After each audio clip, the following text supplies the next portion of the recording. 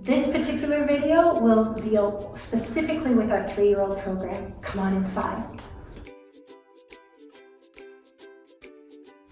So when the children arrive on their 3-year-old days, on Tuesdays and Thursdays, we set up a variety of fine motor activities working on whole child development, but in this particular activity, we're working on fine motor skills. So all their pencil grasps and scissor cutting, manipulation of certain games and puzzle pieces, so they can work on problem solving, communication skills, all of these things. When they arrive at this 3-year-old program, it's all about exposure to many facets of learning in a school environment. And at the 3s, exposure might include things such as like their fine motor. So we're going to start with fine motor, and they have a binder here with many different things in it. We start off with their name, Velcro pieces they would have to rip off with their fingers and put them in their spot, copying the letter that they see. Because right now, the 3s, the expectation is not that they already know those letters, but they're here to learn those letters. So working with those letters and copying patterns and letters helps them learn those things. They'll flip through their binder. There's many things, shapes, numbers, letters, size-wise, big and small dinosaurs. They would have to sort by size, counting things. They would also work on that in their binder. Other things that we have are these puzzles where they have to put all the shapes in to make, for example, this cat that you see on the table. So they would have to find the right shape, fit it into their puzzle piece, and voila, they've made a cat, and they're always so proud to show us their work. Also, we have our penguin patterns to show you because we're working on the 3s learning simple patterns. So an AB pattern is just a 2-step pattern. So we have red, yellow, red, yellow, red, yellow. We'll continue that pattern over time, and repetition, which is also key in the 3s program, is about learning patterns over and over and over again. They will begin to learn patterns. That helps with their math skills. We have our typical building blocks also on the table for them, so they can just free play, if you will, and build something that they can create with their own mind, and then they get use their communication skills to talk to Miss Connie about what they built. Then we're learning about eye contact when we're communicating, because that's another learned behavior in school and gets us going forward as we move on into elementary. Other things that we will have here are counting and color recognition. So here we'll do color first, taking all these little things with our pinchers again. That helps with our pencil graph. Sorting by color. We might put a dice out for them so they can roll a die, count the dots, and put that many into a bowl. So that's another game that we put out for them. Let's move over to the next table. Lots of fun crafts and worksheets to do. So over here we have a few samples of the type of worksheets. In 3s, they don't have the attention span to sit for very long. So our worksheets are going to be fairly small and not too many steps to do. So they might have drawing lines from up down to the bottom, straight lines, they might have wiggly lines, they might make circles. Using scissors helps with practicing those scissor skills. If we start on small little sheets and just give 3 snips, snip, snip, snip, right? And then we're gonna focus on coloring, because as a toddler, they use great big strokes. When we start in preschool 3s, we're learning small strokes and attention to detail. That'll get them to where they need to be when they go to the 4s, right? Finding the biggest one. When we're using bingo dabbers, we would dab the picture that is the biggest one in each row. And there's usually only 3 rows. It's a very quick process, but it keeps them engaged. They're excited to do that, right? We also have some sample crafts here. For example, for Beach Day, this month is Beach Day.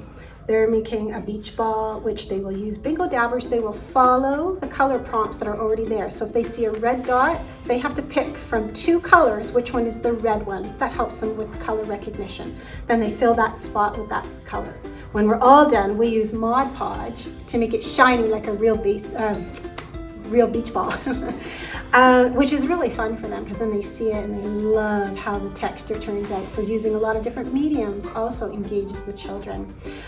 Jellyfish, so we have a 3D or 2D jellyfish actually, so that's fun for them. Using other mediums such as bubble wrap to paint. we like to use different things when we're painting, and so bubble wrap helps them to feel the texture and then work with it, and it's super cool to see how it turns out, right? And sparkles, who doesn't like sparkles, right?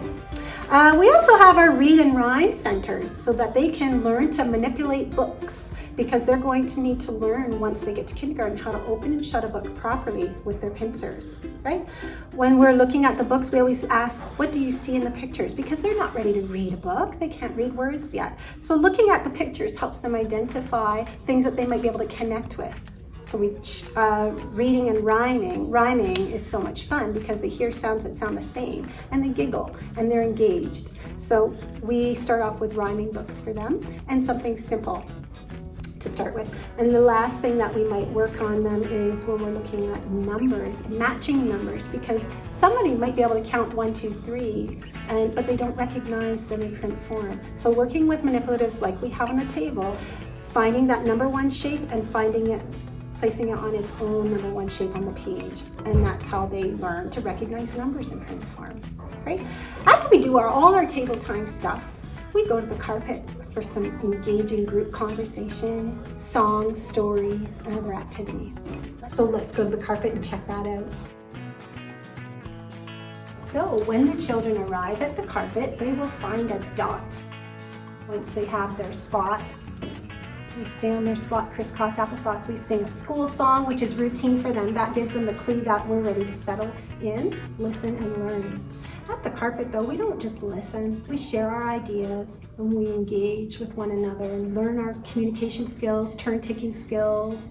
All of these things are happening. We learn our patience, that, okay, it's not my turn to talk, but when I do want to talk, I'm going to learn to raise my hand because that's what we do at school. So those kind of things are what we're learning here, the expectations in a school environment. Also, we put out centers for them to play after we're done all our work and we've done our carpet time. At carpet time, we'll do songs and stories, as I mentioned.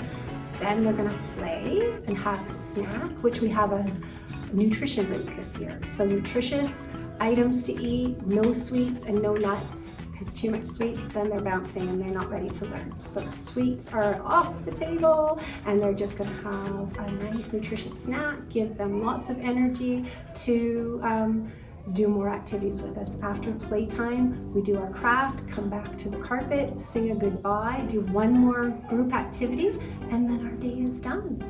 But we're learning through lots of fun and engaging activities that go with themes. We have themes every month. This month happens to be Under the Sea. That's why we have lots of Under the Sea crafts at the table for you to see. Each month those themes will change. We have color days, yellow day, blue day, all of that. We might have a wacky hair day or a PJ day. So we change things up quite a bit. All of these special days are always going to be in a newsletter and on our calendar, which you can find on our website at littlelearners.ca. And really, that's all that we do here at school, learn through fun and engaging activities. And children actually love being engaged with us, having lots of fun with us, and they really are learning when they're doing. So it's important that we keep them doing the things that keep them happy. Thank you, and see you soon.